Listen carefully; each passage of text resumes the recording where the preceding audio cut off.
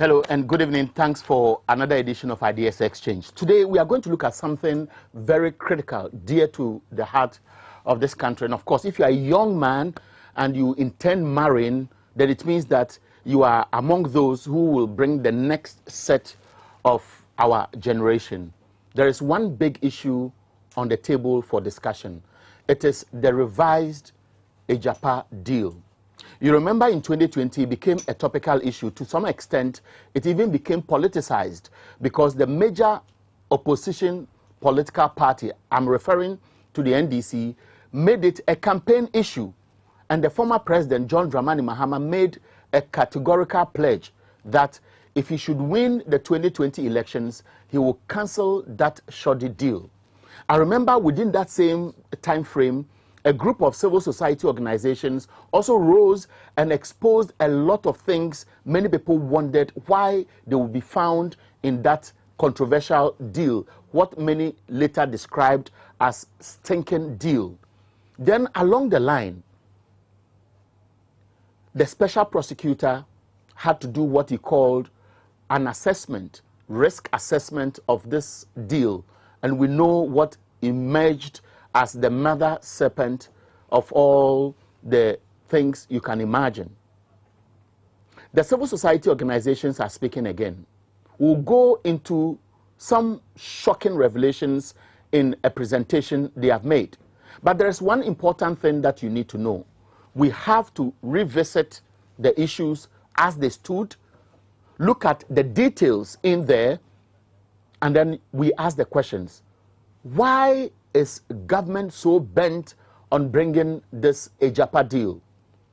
Why is government not ready to open up and allow key stakeholders participate in the conversation, in dressing the deal, especially when it became obvious that the first attempt was laden with a lot of corrupt-minded infusions that really exposed the mindset of those who were behind it. And I will justify those strong terms I'm using on this program. I want to refer you to a few things.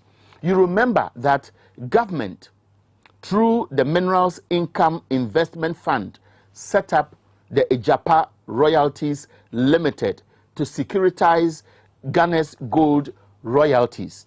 Under the deal, Ghana was to own 51% of the Jersey-based company Agyapa Royalties, and the remaining shares would have been listed on the London Stock Exchange.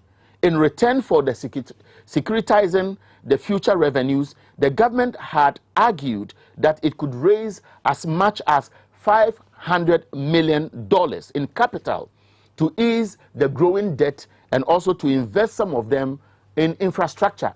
But the revised deal has other very funny things that have been added.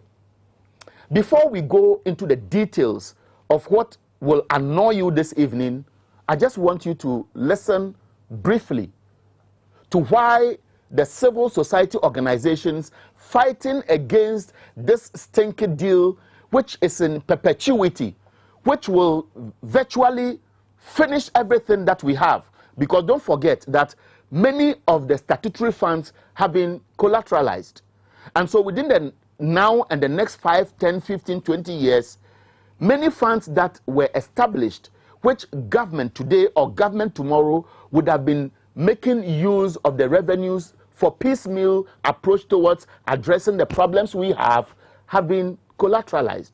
Now, we have oil left, and you know, just a little percentage of our oil revenue actually comes to the state because of the major or heavy investments by multinational companies. So we don't have much there. And now our gold.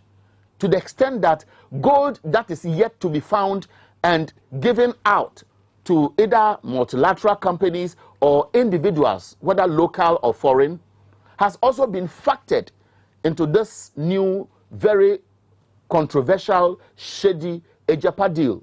But listen to some concerns, especially why the assurance by the president then, Nana Akufo-Addo, that they were withdrawing the Agyapa deal for broader consensus is resulting in what people see as an attempt, because the backdoor approach to approve the e-levy has emboldened the finance minister, and he wants to table the Agyapa deal, perhaps use the presidency to approve it and tell Ghanaians that go to court, and you know what will happen in court. Listen to their concerns, and I'll tell you more about why you should be worried today as a Ghanaian and rise up to fight this canker.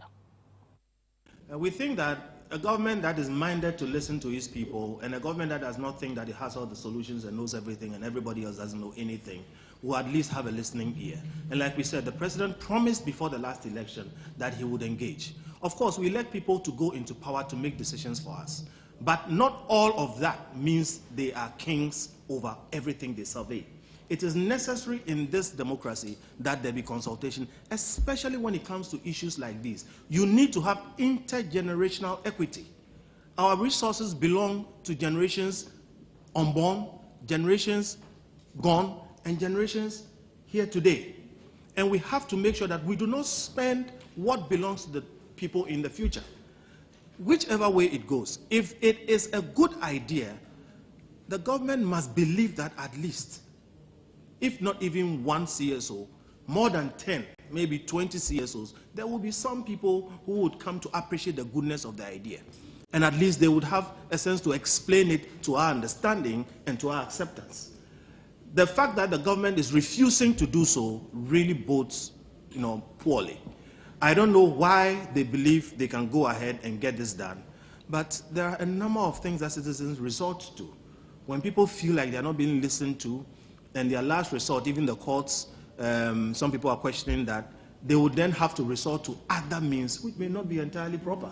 So I hope our government will step back a bit and do what the president promised, which is to engage people. After all, who is this for? Who are they doing this for? Is it for us? Is it for Ghanaians? Is it for our children? If that is what it is about, then let us have a say in what you are doing for us. So I don't know why they have, this sense that they are going to pull through by all means.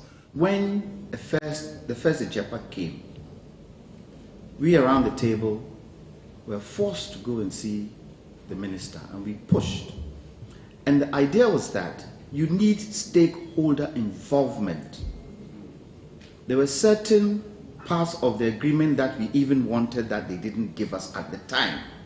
And the promise was made. And the president also made that promise when he decided to hold it back, that go out there, talk to stakeholders, and let's get a consensus on it.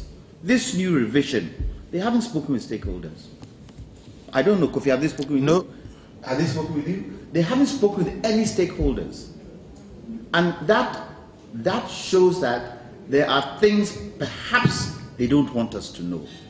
Ghana is for all of us. The natural resources is for all of us. And if the media will not stand up and ask the questions, CSOs are asking the questions. All we are saying, open up the books. Let us see what is involved, so that we can even contribute to some areas we think you're falling short at.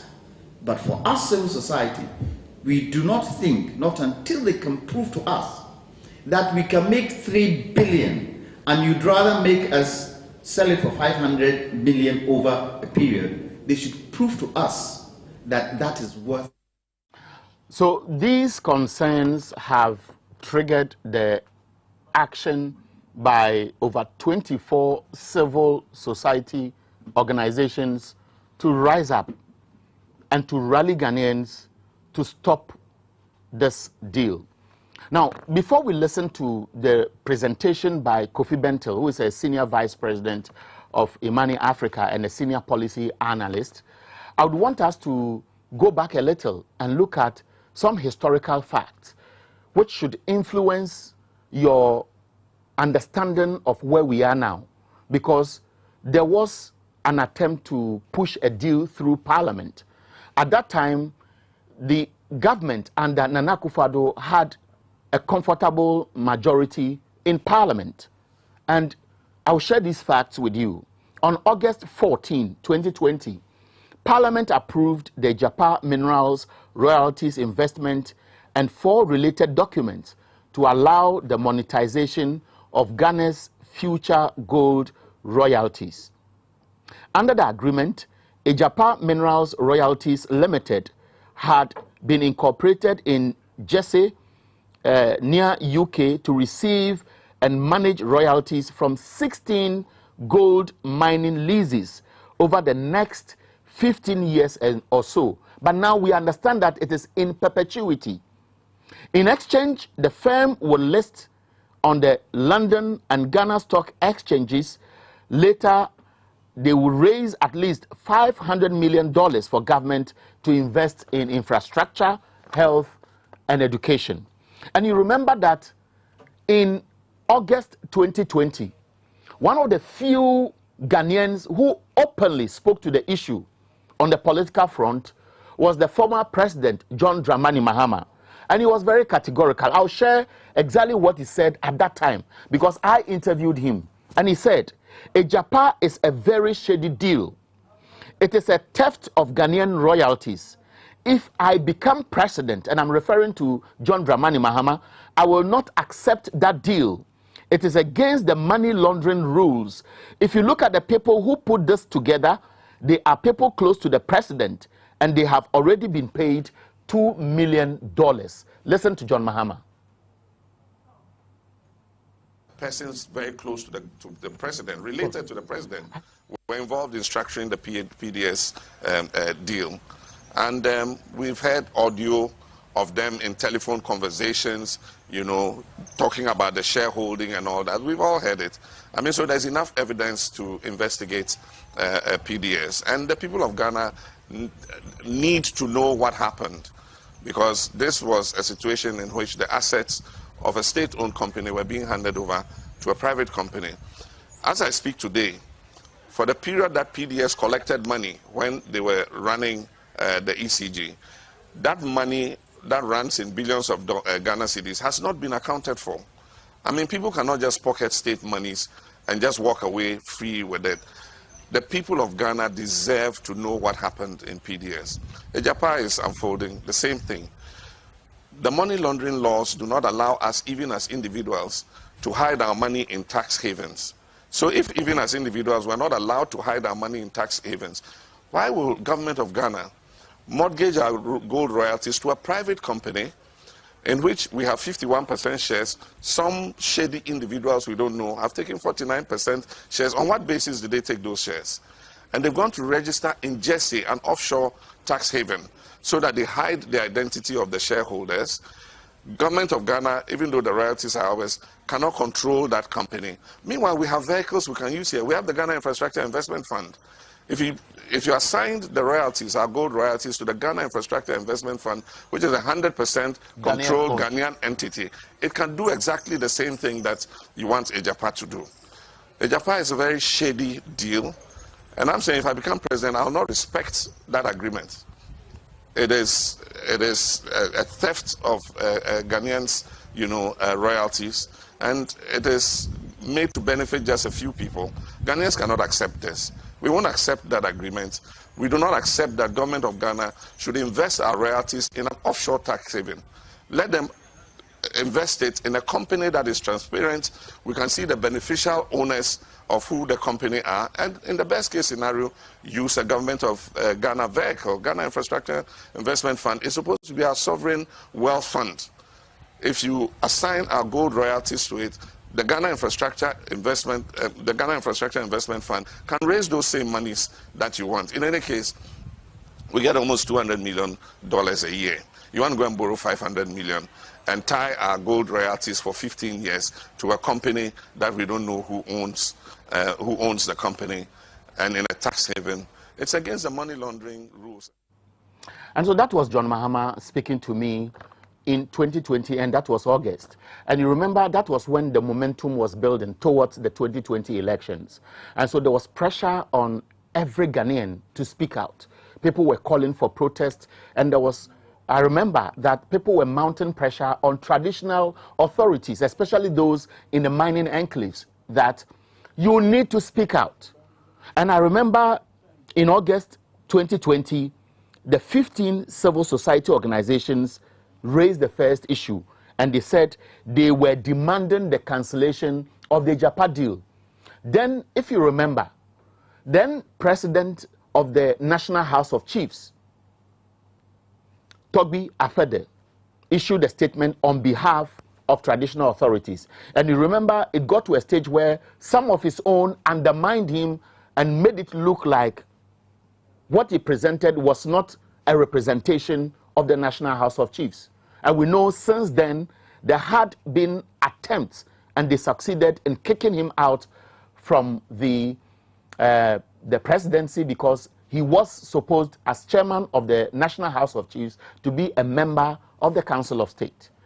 Togbi Afede also raised very critical questions that are relevant today, because government has just ignored key stakeholders in the kind of engagement. And remember, there is a ploy to create the impression that government has done some level of consultation, has revised the Agyapa deal, and the finance minister's posturing suggests that he is ready and he doesn't care about the future, and all he wants is the money now. But the things behind the deal has not been exposed. Now listen to Togbi Afede when he spoke to Bernard Avle, and I remember that was about October 2020. Listen to him before we go to why the civil society organizations feel that if Ghanaians don't wake up today, then we are doomed. But Togbi Afede first. He came to the House of Chiefs and presented, made a case for the Agyapa deal. Nananum of the House agreed that, yes, there's a need to raise money to fund development projects. That there was no question. Yeah. But Nananum raised a lot of concerns. Among them, one, timing. One question was, why now? When we get into the end of the year, election, and etc. One important issue somebody raised. Very key issue that was raised, and I'll quote the word that was used, the opaqueness of the whole process. Why were things shrouded in secrecy? Okay? What agreements have been signed? To start with, we didn't have those agreements, and we're not sure that those agreements are publicized.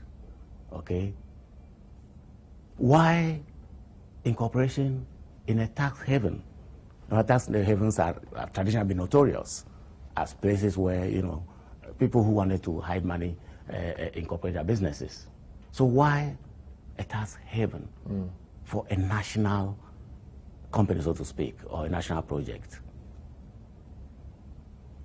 Where are the directors? Where are the directors? And again, one important question was raised.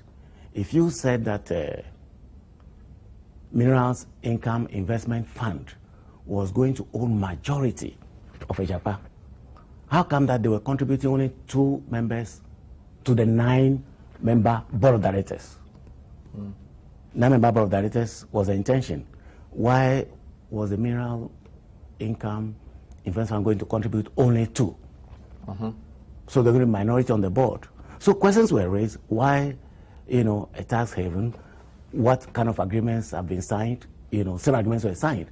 Have they been done transparently? Who are the directors? And in any case, why only 2 for the government side, which was supposed to be majority, and 7 for the minority side? Okay, all these things issues were raised. Valuation. How was it going to be done?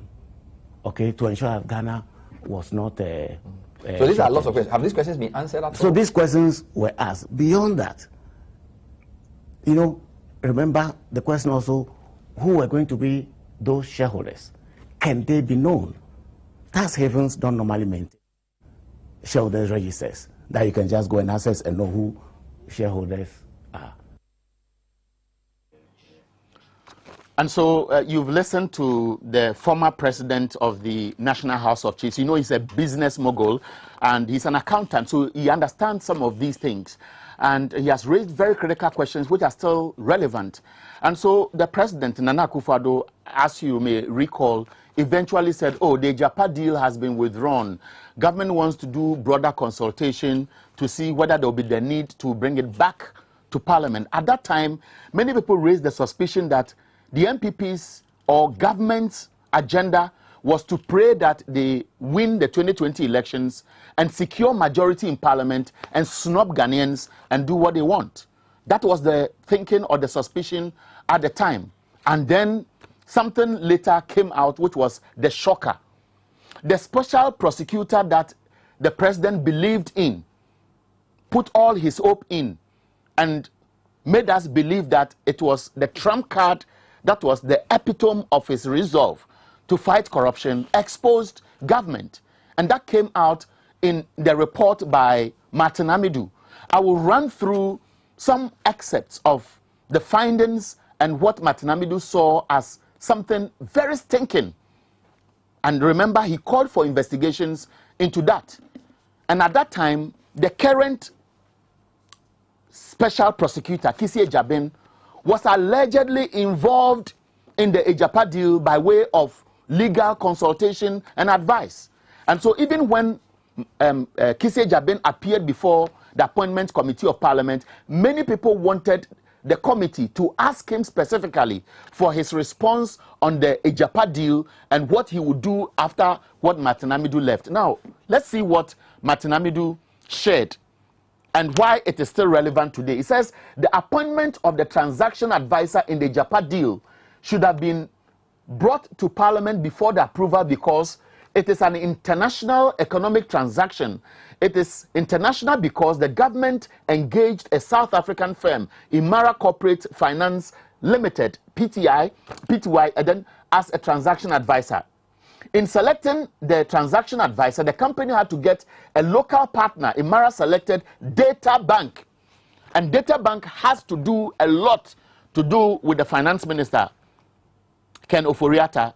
And that is why you remember former President John Dramani Mahama, in that interview with me, said categorically that there was a lot of questions to be asked. And he says, the report wants to know how Data Bank is being paid as a local partner. He said this arrangement is opaque, which raises reasonable suspicion of bid rigging, keyword bid rigging, and corruption activity, including the potential for illicit financial flows and money laundering. Now, 4, it says, and I go there, it says there is a 0 chance, and it's on the screen, there's a 0 chance that the advice given by the transaction advisor would be neutral and impartial because the individual interest at the Ministry of Finance and Imara Data Bank. And 5 says chief director at the Ministry of Finance should have been signed or should have signed the agreement, not the Deputy Minister of Finance, Charles Edu Boahene, and he's still there as a Minister of State at the Finance Ministry. And what is in there? This is because the Public Financial Management Law gives the Chief Director that power to bind the Finance Ministry in an agreement. Don't forget that just recently we were talking about neutrality allowance, and civil service is supposed to be protected. And that cloak was supposed to make sure they work in the interest of the state. Why is the chief director quiet and never rose or blew the whistle that this rot had gone on for the special prosecutor to see? And it says several service providers and underwriters, including Africa Legal Associates, the legal firm owned by the president's cousin, Gabi Asare Otredako, may not have been chosen on merit. This is because they were not selected in accordance with the Public Procurement Authority. Now, I'll stop here. Martin Amidu's report is public knowledge, but I'm bringing it because before we listen to Kofi Bentil, you will appreciate why just recently, and that was, I think, Sunday, when the former president, John Dramani Mahama, issued a statement by way of a Facebook post. And I'll share it recently. It says, government must clarify reports which are rife in the investment community that it intends to use the Heritage Fund as collateral to raise $2 billion from a consortium of banks. We wish to serve notice that if this turns out to be true, we in the NDC will oppose it vigorously in the same way that we opposed the Agyapa deal. We cannot support the collateralization of every single source of future revenue just to finance today's consumption. And I'm making reference here, the underlining word is future revenue. At this stage, I think I prepared your mind enough to understand why the consortium or the group of civil society organizations which are fighting to ensure that the mineral resources that we have, at least the gold that we have, is there, so that me and my generation today will see how much we can take from and do the little we can to develop the state. And then your children and grandchildren will not be denied of what God has given us. And so for the next 50, 100 years, in perpetuity, they don't have hope. And this economy or country called Ghana will be under the manipulation of a few who either connived in stealing our resources or had the resource today and at a paltry sum have bought and are domineering what we have. Kofi Bentel will share their concerns with you as they addressed the media yesterday.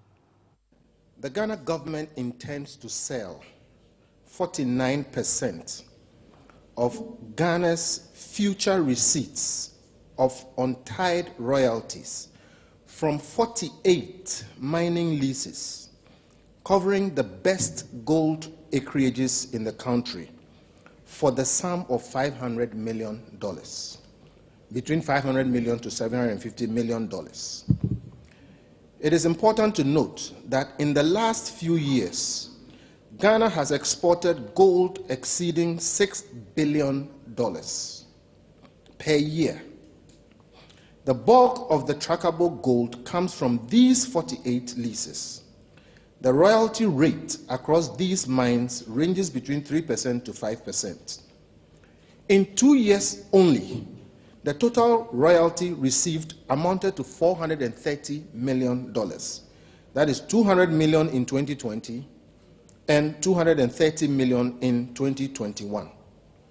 Therefore, it stands unconscionable why Ghana seeks $500 to $750 million for half of the royalty streams in perpetuity and diverts the critical resources from the budget and, by extension, development financing into the Agyapa structure, which is buried in secrecy and domiciled in foreign jurisdictions.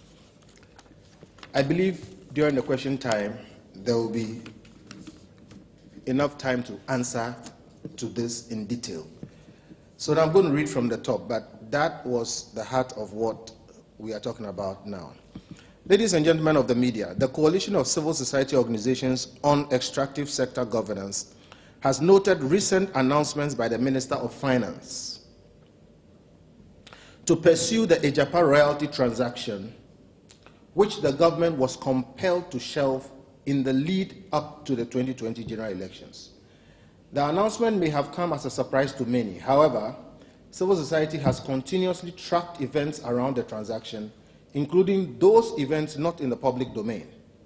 We have followed a series of prompts and evidence of preparation by the government, particularly the Office of the President and the Finance Ministry and its agencies, to reintroduce the transaction by any means necessary. Here are some examples of what we found. On the 9th of March 2021, the President indicated in his State of the Nation address that government will come back to engage the House on the steps it intends to take on the future of the Agyapa transaction. On the 26th of March 2021, the Minister of Finance at his vetting also indicated that he will resubmit the Agyapa transaction to Parliament to build a national consensus to clear the doubts that pertain to the transaction. On the 1st of May 2021, the Minerals Income and Investment Fund Secretariat organized a public forum on the Agyapa transaction with students, making sure that none of the persons who are questioning this transaction were in that audience.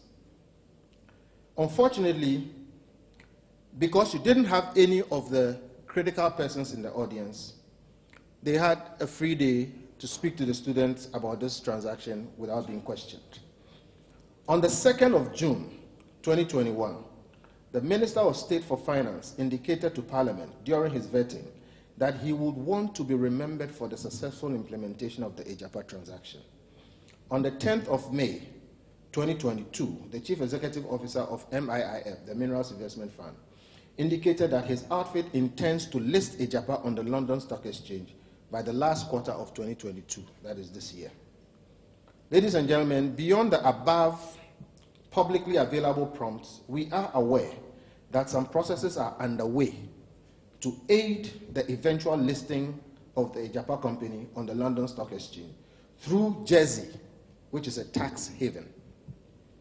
Number one, the government has concluded negotiations with Jersey for a bilateral investment treaty.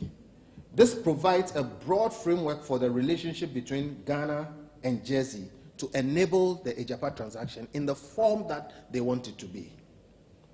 The government is also negotiating a double taxation agreement, a DTA, with Jersey to create a binding constraint on Ghana to tax Agyapa Royalties Limited after the transaction and effectively circumvent one of the critical concerns raised by civil society.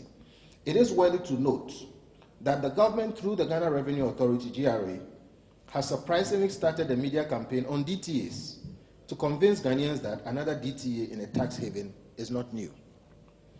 State agencies, particularly the Ghana Investment Promotion Council, GIPC, and GRA, have been under pressure to negotiate terms that some of the patriotic Ghanaians in the agencies deem horrendous in an effort to undermine the interest of Ghana.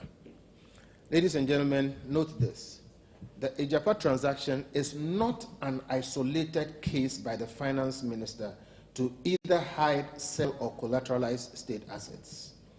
In the natural resource sector in 2021, the finance minister used tax revenue, which is in violation of the constitutional requirement for appropriation, to support the acquisition of 7% of Jubilee and 10 oil fields by the GNPC, Ghana National Petroleum Corporation, and decided to hold the assets in the Cayman Islands, which is another tax haven.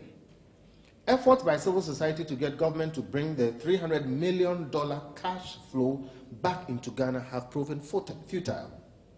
What it means is that there's $300 million of your tax and my tax in an asset in Cayman Islands, and none of us knows what is happening to it, and nobody is answering to anybody concerning that.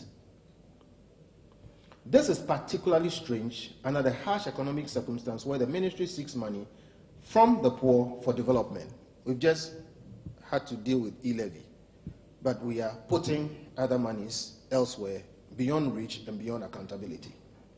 We are also aware of the attempt of the Minister of Finance to collateralize the Heritage Fund for loans, which already people are kicking against. Ladies and gentlemen, we live dangerously if we pretend not to notice these developments.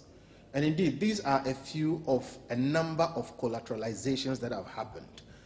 What a collateralization simply means is spending your future earnings today. And when you do that, you deny future governments of revenue and the means by which they can handle the country. If the current posture of the finance ministry to evade public discussions on the Agyapa transaction stands contrary to the president's commitment before the 2020 national general elections for a broader national consensus on the transaction. So before the election, the president promised that there will be a broader national consensus.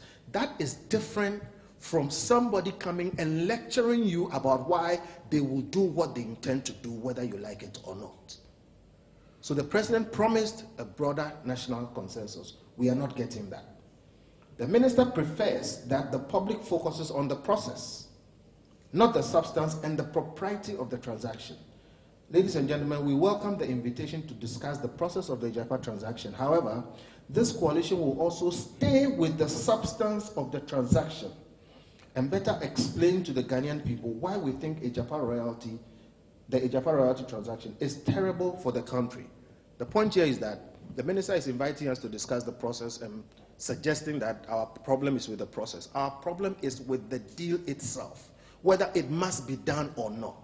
And we have looked very hard, and we are clear in our minds that the minister has not been able to explain to anybody why it must be done.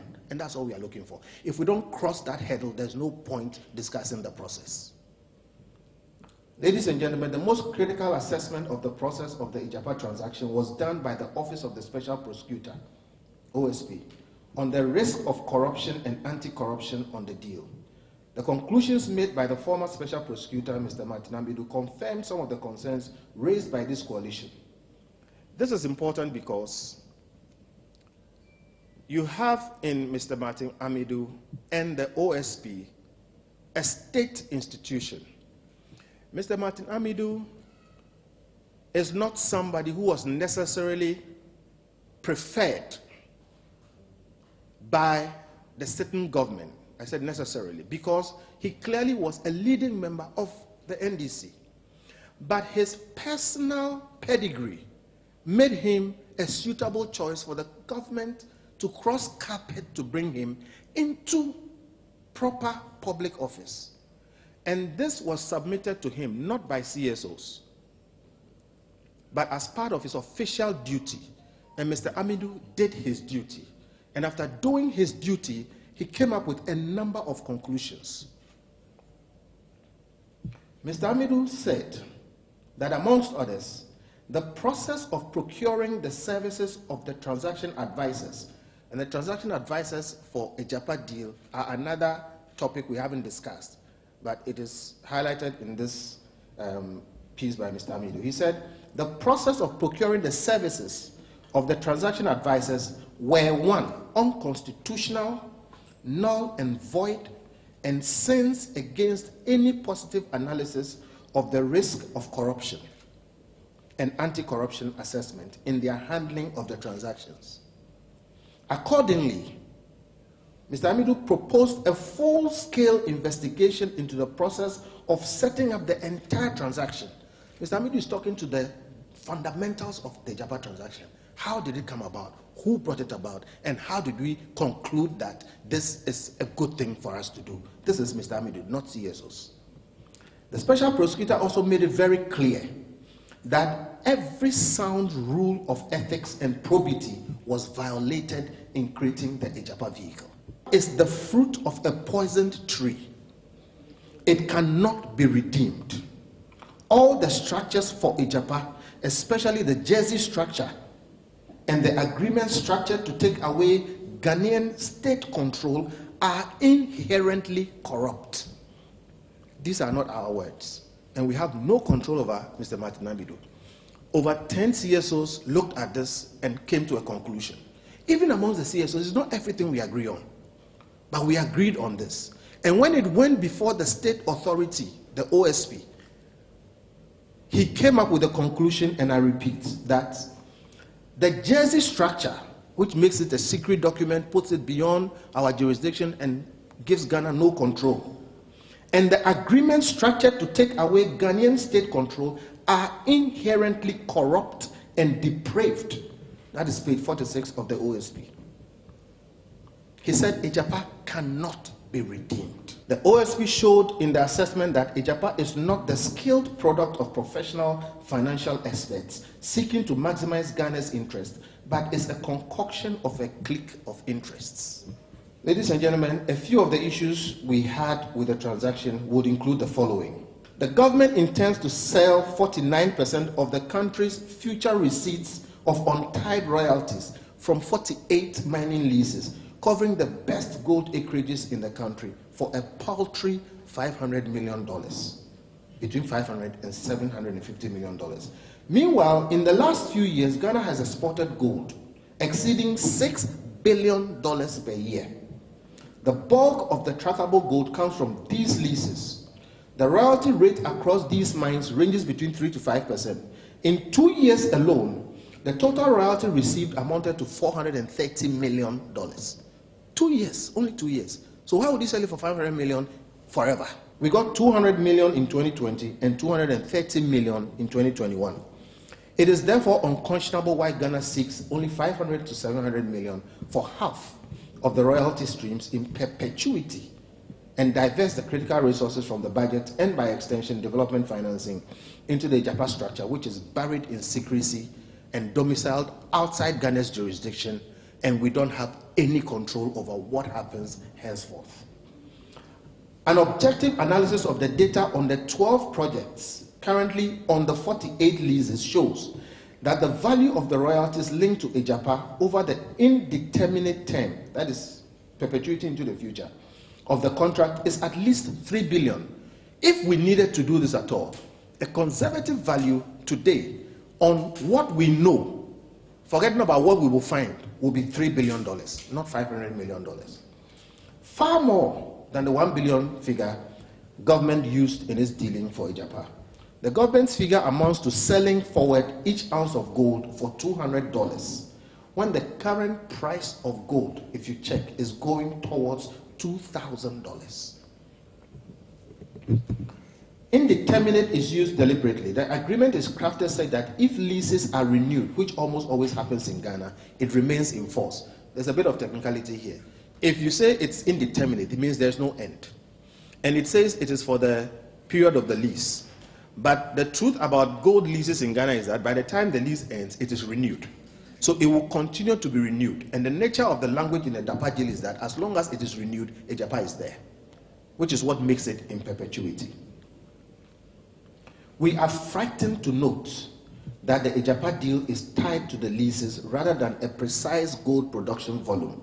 Again, there are technicalities here. I hope the question time will give us opportunity to explain it. They are tied to leases and not to gold production volume. The implication is that any additional discoveries of gold on these leases, something which is all but assured, given the recent trends, will increase the amount of royalties that Ghana will give up to this Agyapa entity owned by people we don't know. And by extension, the investors who will pay Ghana only 500 million for all of this. The establishment of Agyapa in Jersey deliberately cedes control of the royalties to independent directors appointed by the sponsors of the transaction. So the people who created the transaction and are seeing it through, and we don't really know all of them, are the ones who are going to appoint these investors who own our royalties in perpetuity. Littered through the agreement are ironclad clauses that achieve a simple goal.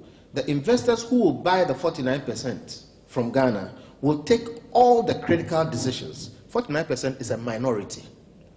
So in the best case scenario, Ghana will hold the majority. But this agreement says the people who hold the minority will make all the decisions. If someone wanted to ensure that in future, all of Ghana's vital gold resources will be controlled by a group of just about 6 or 7 people, carefully handpicked by a few Ghanaian politicians and their friends, in investment banks in London, this will be the most effective method to do so. The transparency promised by the government after listing on the stock exchange is a fluke to divert attention from the actual threat to the public asset. The concern is that by the time Agyapa is listed, the corruption, which is the alienation of public assets for private gain, would have already happened. The listing alone, or the cost around the listing alone, shall amount to nearly $50 million. Again, it's a technicality, but I hope we will explain. The cost, the process of listing, is expected to cost us 50 million. This will be taken upfront and taken out of the money. Straight up, some people make 50 million before it goes there. The beneficiaries here are investment bankers and sundry advisors handpicked by Ghanaian politicians in processes condemned as corrupt by Ghana's Office of the Special Prosecutor. Some people handpicked some people. Ahead of the listing, these persons shall allot shares in Agyapa Jersey to selected investors at a price of their choosing in a process called book building or book running. So this is what stock people do. And so that was Kofi Bentil. Kofi Bentil is a senior vice president in Money Africa. I'll later share with you question and answer section where Kwame Jantua, Benjamin Boachi, the executive director of the Africa Center for Energy Policy, was also there. I saw Mensa Thompson, who is also with Agyapa, was there. And of course, I told you about 25 CSOs which have actually decided that this time, if they have to even sacrifice their lives to ensure that this deal is not passed or no backdoor approach is used because of the posturing or the signal that appears to have come from the architects, then they may have to do so. I'll share that with you later on in the question and answer section they had with journalists who were present at the press conference they held yesterday. But before that, I want to ask a number of questions. You remember that there's government on one side, which is bent on an agenda. Then we have a group of people who have decided that they are going to fight it. If tomorrow, because of all the expose that is being put out in the public domain, you are asked to stand up and join the fight to put government on its toes, to speak truth to power and ensure that the right things are done, would you come out, or you pretend that you are neutral and sit on the fence? Because where we are now, you need to show interest, because it is Ghana's future. It is the stakes we have in. It is the interest of your children and your children's children and what will happen 40, 50 years on. Don't forget, Ghana is just about 65, 64. I can't remember, but at least 1957, 2022, Ghana should be about 64 plus old. Just 60 plus old. And you can imagine all the problems we have. And people have lived in this country for more than 60 years, and they have not seen electricity before. They have not seen roads, tarred roads before. They don't have water, and they don't have access to many basic amenities, yet they are Ghanaians. The other question is, the civil society organizations are saying that they should take it to Parliament. But the question is there any reason for anybody to believe that Parliament, and of course, in this case, the public expectation is in the minority group, will be strong enough beyond rhetorics to ensure that this Agyapa deal is not passed? Because that is the impression they created when they brought the e-levy. All the noise in the world was made, and we know where we are now. And the question is, are people going to wait for this issue to go to the Supreme Court? And do we know what will happen? Do you know what will happen? Because you know what has been happening. I'm only asking a question. And so there are other issues there. Just recently, Kwesi Pratt said the NDC is one of the weakest parties he has ever imagined in recent times. So the NDC as a political party, every poll suggests that you are most likely to win the next elections. Polls even suggest that should John Mahama, and I believe that he has shown interest now in the 2024 elections, and obviously he will be the candidate for the NDC in 2024. What is he going to do beyond the text message to ginger Ghanaians to whip up a lot of pressure on government to do the right things? I'll open the phone lines and pick about 4 calls, but before that, listen to critical questions that were asked and the responses from the experts who have come together to expose things you don't know. We don't know why.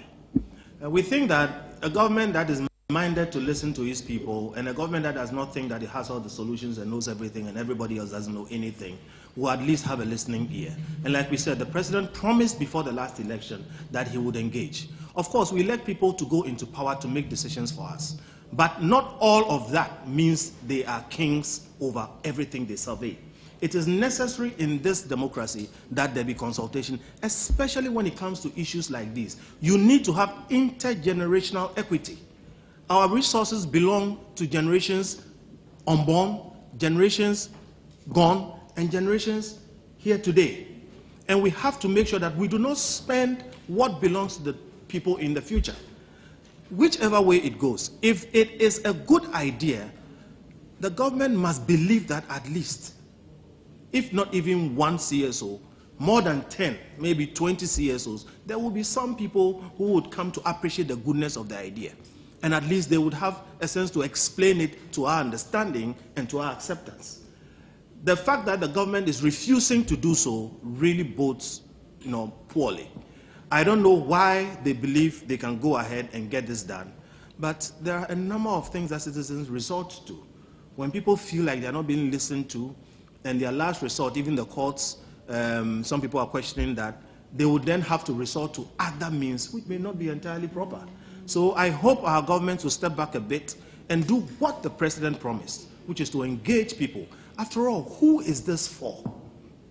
Who are they doing this for? Is it for us? Is it for Ghanaians? Is it for our children? If that is what it is about, then let us have a say in what you are doing for us. So I don't know why they have, this sense that they are going to pull through by all means. They should take a leaf out of the PURC in their stakeholder meetings they are having to gather people's ideas before they make a decision. They should take that leaf out. And the president should act as a president. He's father for all of us. And he should know a father is responsible to make sure that his children are taken care of. And shouldn't sit aloof and think because his Minister of Finance is pushing this, it is something that Ghanaians would accept too.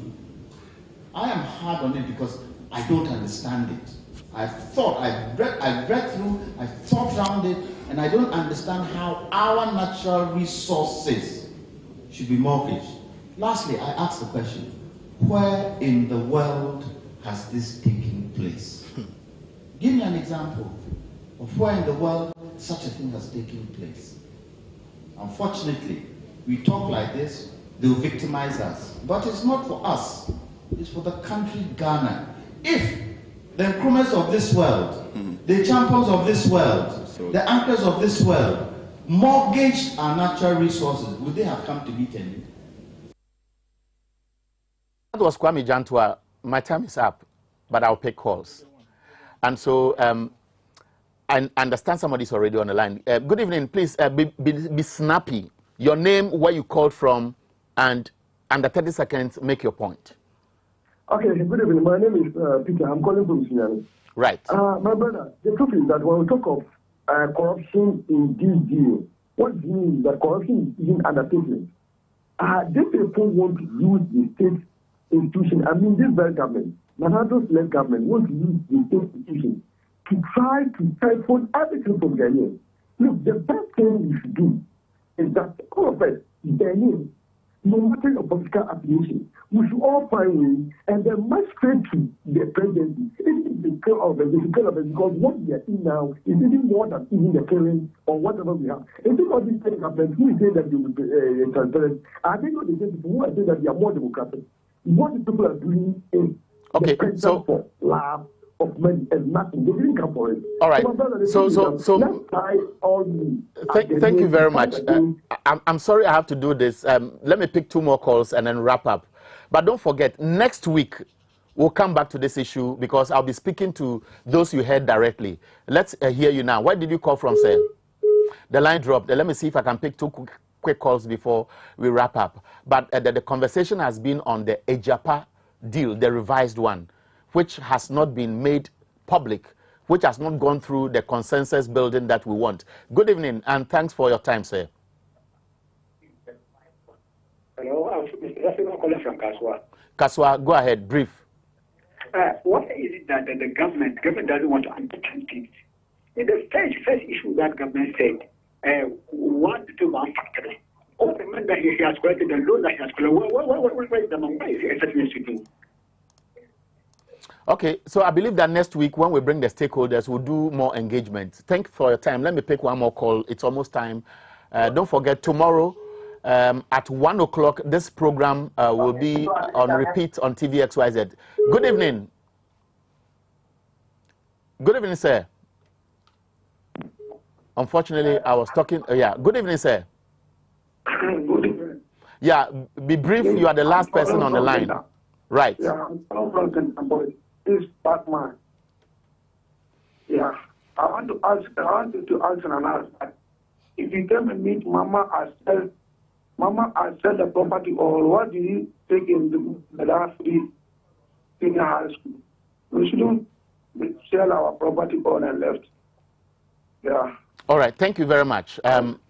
Unfortunately, from the indication I get at the other end, a lot of people are calling, but the program ends at 9 o'clock. I wouldn't be able to pick any more call. But I'm so grateful for many of you who have watched this program. It's on our social media handles. Share them, and tomorrow between 1 and 2 p.m., join us again. But I want to leave this rhetorical question. Will there be a time in future when every very important person in Ghana will be considered as worthy enough to be part of a national conversation that will design the future of what we have for our own selves, and then make sure that when we are handling all these things, we bring our heart first, our mind second, and consider the best for all of ourselves. Because today, if those in government are no more, perhaps the so-called traditional authorities, the so-called pastors, the so-called opinion leaders, everybody will think that they are nobody. And that is part of our canker. This is Ideas Exchange. Thank you for your time.